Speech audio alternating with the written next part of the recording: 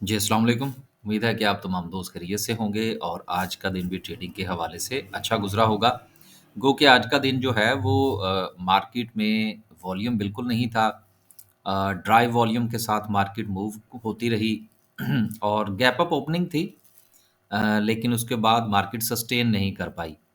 तो 2000 पॉइंट्स जो हैं वो आज मार्केट ने मज़ीद लूज़ किए। बाकी इंशाल्लाह कैंडलस्टिक पर चलते हैं तो मज़ीद बात करने की कोशिश करेंगे। कुछ खबरें हैं, उनका भी शामिल करना ज़रूरी है।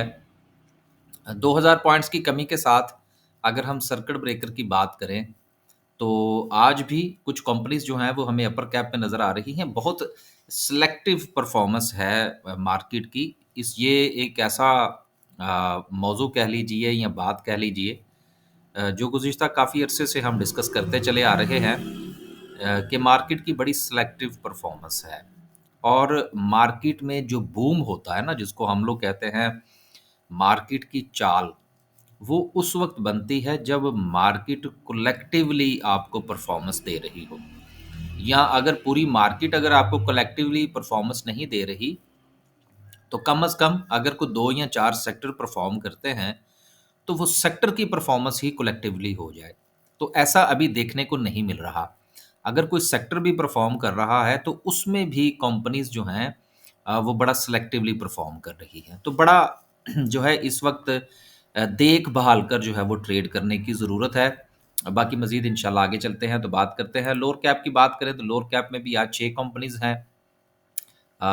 जिसमें बहरहाल को बहुत बड़ा वॉल्यूम नहीं है। वॉल्यूम आज सारा दिन मार्केट में था ही नहीं, बल्कि एक वक़्त तो ऐसा भी आया जिसमें मैं जो हमारा ग्रुप है, उसमें दोस्तों के साथ शेयर कर रहा था कि मैं साथ-साथ वॉल्यूम को कैलकुलेट कर रहा था कि कुछ दरमियान में कुछ ऐसा भी हुआ कि जो छोटे टाइम फ्रेम के ऊपर जो वॉल्यूम है वो जस्ट 2 से ढाई मिलियन का रह गया पूरे केएसई 100 का। तो 2 से ढाई मिलियन के साथ तो अगर कोई कंपनी का शेयर जो है वो मूव कर रहा हो, तो उसमें हम ट्रेड लेने के लिए बड़ा सोचते हैं कि यार वॉल्यूम जो है वो कहीं कम ना हो जाए। तो केएसई 100 में तो फिर ना ही ट्रेड लेने वाली बात हुई ना। तो सिचुएशन जो है वो सारी की सारी वॉल्यूम पर है और वॉल्यूम जो है ये मार्केट का फ्यूल है, लोगों की अटेंशन है। जब तक ये अटेंशन नहीं होती तब तक यकीनन मार्केट में गिरावट का सिलसिला जो है वो जारी रहेगा। आगे चलते हैं, सेक्टर वाइज़ बात करते हैं आज किस सेक्टर ने सबसे ज़्यादा पॉइंट्स निकाले। उसमें commercial banks, oil and gas, cement, technology बाकी तमाम सेक्टर्स जो हैं वो उसके पीछे-पीछे हैं।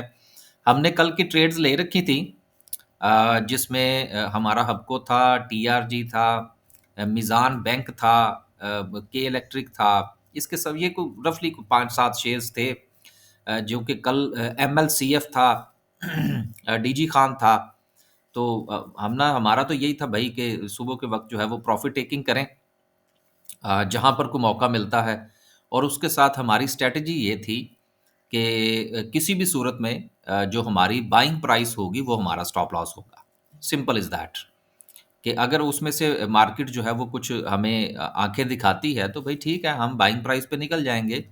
प्रॉफ़िट की कुर्बानी तो दी जा सकती है, लेकिन एक्चुअल अमाउंट की कुर्बानी नहीं दी जा सकती।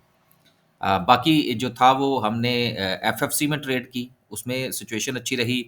बिग बर्ड फूड जो है वो आज हमने खरीदा, उसमें से ट्रेड अच्छी बन गई। ओजीडीसी का हमारा स्टॉप लॉस हिट हो गया। तो सिचुएशन जो है वो फिर इस तरह से ही चलती है। सिर्फ़ एक चीज़ जो है, जो मैं रफ़ली अपनी हर वीडियो में रोज़ाना की बुनियाद पर बात करता हूँ, वो ये है कि पहले तो आप इस चीज़ को अ, ज़रूर समझ लीजिए कि स्टॉक मार्केट देखा-देखी काम करने वाला नहीं है।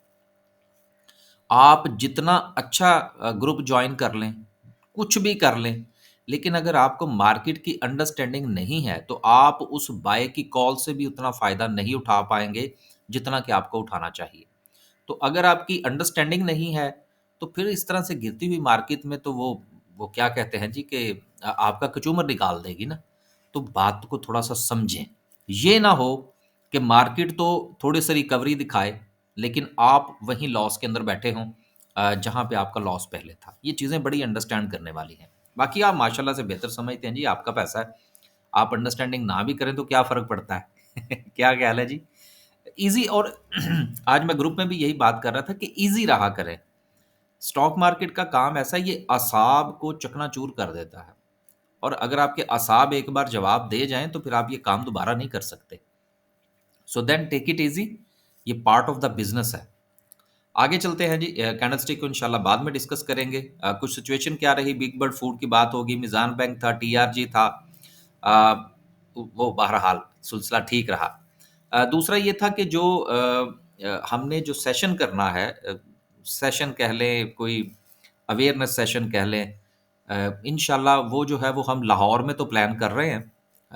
आज या कल में इंशाल्लाह जो है वो उसकी इंटीमेशन आपको दे दी जाएगी और ये जो ग्रुप है इसमें भी हम शामिल कर देंगे। जितने लोगों ने रजिस्ट्रेशन करवानी होगी वो करवा लीजिएगा। इस्लामाबाद में एक दोस्त हैं जो अरेंज करने की कोशिश कर रहे हैं। तो अगर वो अरेंज हो गया तो फिर इंशाल्लाह इस्लामाबाद का भी आपको बता दिया जाएगा। कराची का भी फ़िलहाल को ख़ास फाइनल नहीं है। लेट्स सी के टाइम को देखते हैं क्या सिचुएशन है और फिर कितने लोग इंटरेस्टेड हैं, उसको देखेंगे।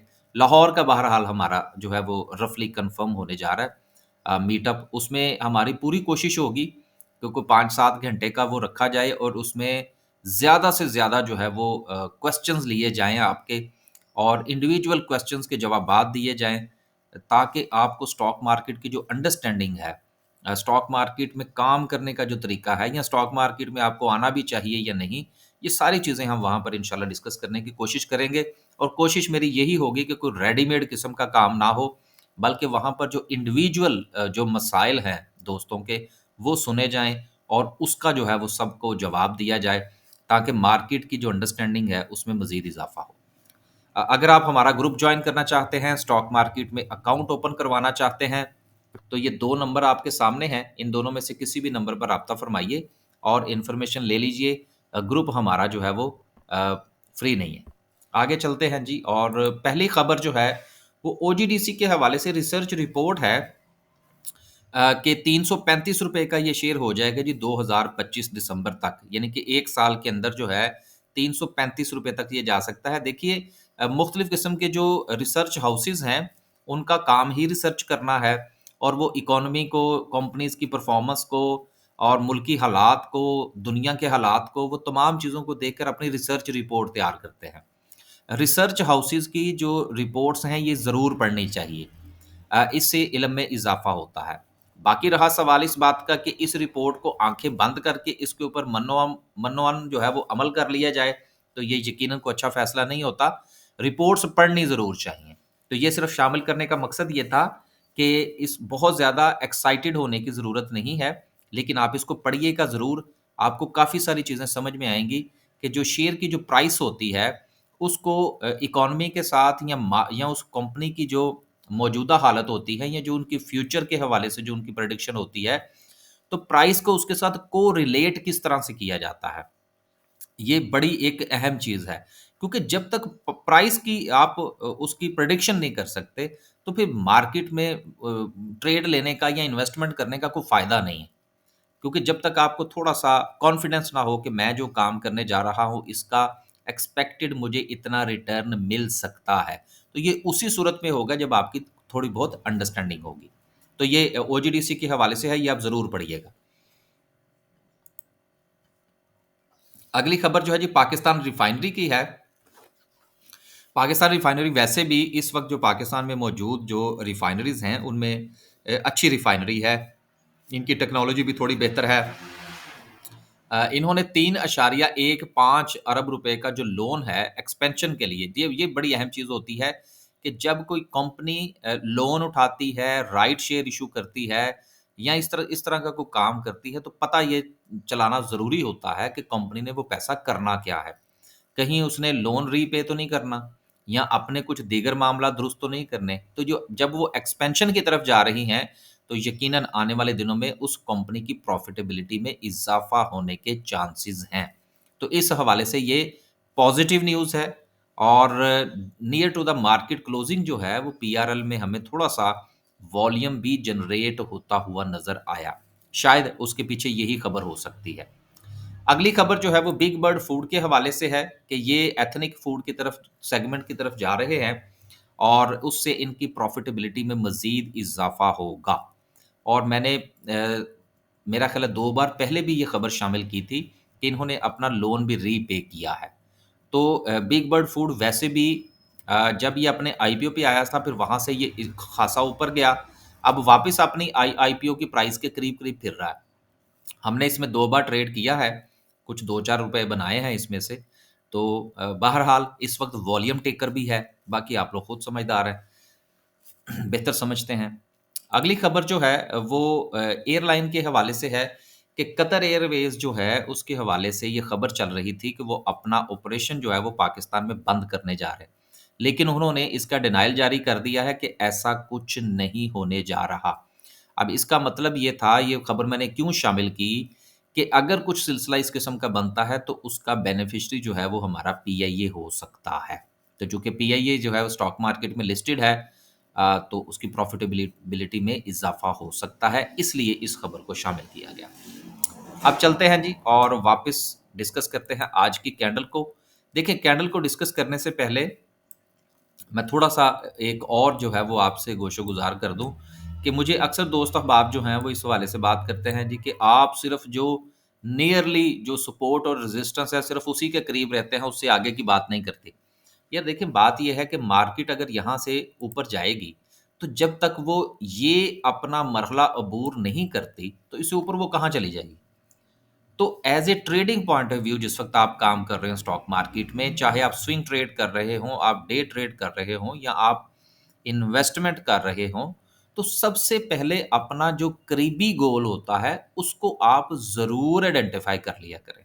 उसके 2 फ़ायदे होते हैं। नंबर 1 कि जैसे ही वो आपका गोल अचीव होता है, एक तो आपका कॉन्फिडेंस बिल्डअप होता है और दूसरी चीज़ ये होती है कि आपका जो सरमाया है, वो पहले स्टेप पर जो आप प्रॉफ़िट टेकिंग करते हैं, वो महफ़ूज़ हो जाता है। तो 2 फ़ायदे होते हैं और ये दोनों चीज़ें जो हैं, ये आपको इनकरेज करती हैं उस कारोबार की तरफ मज़ीद काम करने के लिए। लेकिन अगर आप बहुत बड़ा टारगेट रख लेंगे और वो अगर अचीव नहीं होगा या जिस तरह से आजकल सिचुएशन चल रही है, तो फिर तो आप पैनिक हो जाएँगे और पैनिक होने का नुकसान क्या होगा कि आप उस अ, कारोबार में से निकलने की कोशिश करेंगे। आज भी हो सकता है बहुत सारे दोस्त ये फ़ैसला करें कि छोड़ें जी, स्टॉक मार्केट क्या है, बस जान छुड़ाएँ इससे। तो ये जो लम्हा ब लम्हा आपका मूड बदलता है, उसकी वजह ही ये है कि अनरियलिस्टिक आप टारगेट बना लेते हैं। छोटे-छोटे से बेबी स्टेप्स के साथ चलिए, इंशाल्लाह फिर सूरत-ए-हाल ठीक हो जाएगी। सबसे पहले जो है वो डे का कैंडल के पॉइंट ऑफ व्यू से हम देखते हैं जी वॉल्यूम। सो देन सी वॉल्यूम की सिचुएशन जो है वो अपनी जगह पर मौजूद है और वॉल्यूम जो है वो मुसलसल डिक्लाइन हो रहा है। ये बिल्कुल ऐसा ही है कि जब हमने यहाँ पर बात की थी, अगर आपको याद हो, तो देन मार्केट में एक अच्छा वॉल्यूम आया, देन मार्केट में हमें एक अच्छी मूव भी देखने को मिली। अब वही सिचुएशन जो है वो दोबारा बनने जा रही है। मार्केट में वॉल्यूम कम है, अब जैसे ही वॉल्यूम इसमें जनरेट होगा, जो कि अगले एक आध सेशन में मुतवक्को है, तो मार्केट में आपको रिकवरी देखने को मिल सकती है। रहा सवाल इस बात का कि अब नेक्स्ट सपोर्ट और रेजिस्टेंस क्या है, तो उसके लिए ज़रा थोड़ा-सा टाइम फ्रेम जो है वो हमें तब्दील करना होगा। छोटे टाइम फ्रेम पर ज़रा थोड़ा-सा अंदाज़ा अच्छा हो जाता है।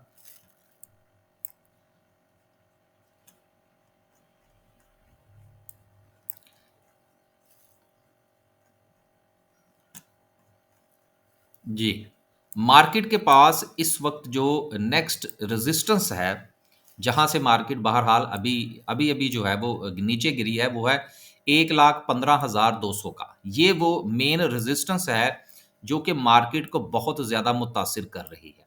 और दूसरी बात ये है कि मार्केट जो है वो ऑलरेडी अपना एक ट्रिपल टॉप जो है, वो छोटे टाइम फ्रेम पर वो बना चुकी थी। और ये जो था, ये मैंने ग्रुप के अंदर भी शेयर किया, कल मैंने वीडियो के अंदर भी इसका डिस्कस किया था कि मार्केट जो है वो छोटे टाइम फ्रेम पर अपना ट्रिपल टॉप बना चुकी है और वॉल्यूम जनरेट नहीं हो रहा। जब मार्केट रेजिस्टेंस के करीब हो या शेयर रेजिस्टेंस के करीब हो और उसमें वॉल्यूम जनरेट ना हो रहा हो, तो इसका मतलब ये है कि उसका मज़ीद ऊपर जाने का प्रोग्राम नहीं है और वहाँ से उसकी वापसी हो सकती है। तो 1,15,200 की जो रेजिस्टेंस है, ये बहुत ही इंपॉर्टेंट रेजिस्टेंस है। अगर आप इसको माज़ी में थोड़ा-सा देखें, तो मार्केट जो है ये यहाँ से बहुत बार मार खा चुकी है और बहुत कम ऐसा हुआ है कि मार्केट ने यहाँ से रिकवरी दी हो।